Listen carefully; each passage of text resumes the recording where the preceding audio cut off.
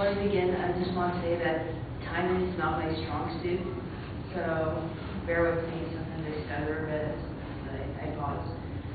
So that I brought in here today is actually a straight hat. Probably none of you have ever seen this hat before. It is called a Glengarry.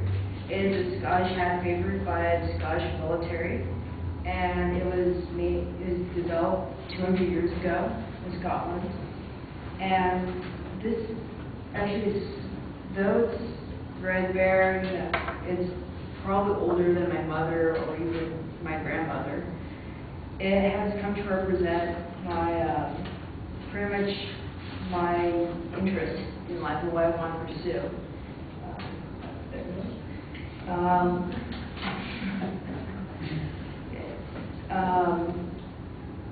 Well, what this hat represents is actually I have a strong, keen interest in the history of the UK, more specifically Scotland.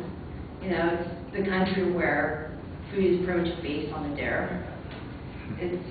And pretty much I got interested in the history and the ins and outs of the culture of Scotland and the Highlands. And it pretty much, I guess, developed in high school with my best friend. He, got interested in hills, and I decided, well, I want to learn more about, the history of, the Scottish peoples, yes. And, that pretty much was a happy time. I had my friends. I knew what I wanted to do with life.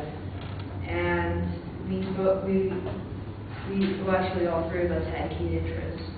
We were just interested in, our heritage or, this history of, this small country that for some reason has influence in some way on all these different continents, across the globe. And,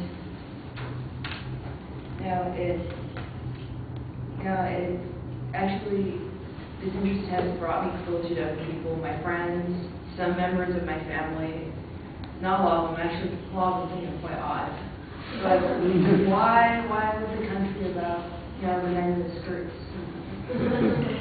But, it's become a real icebreaker, especially, when you're out and about in the Highland Games.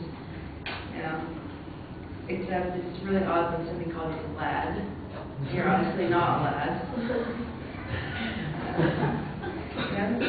It's pretty fun.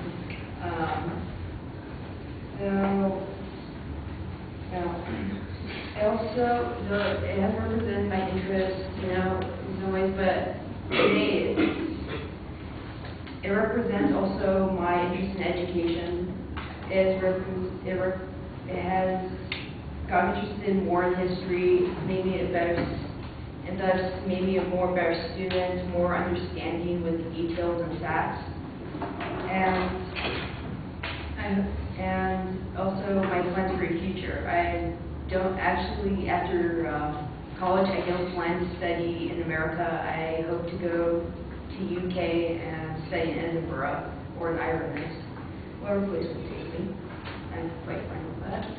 And it pretty much has encapsulated, what I'm just passionate about at this moment. It might change in the future, but I guess this is what I am right now. Even though it's ragged around the edges, it's still there.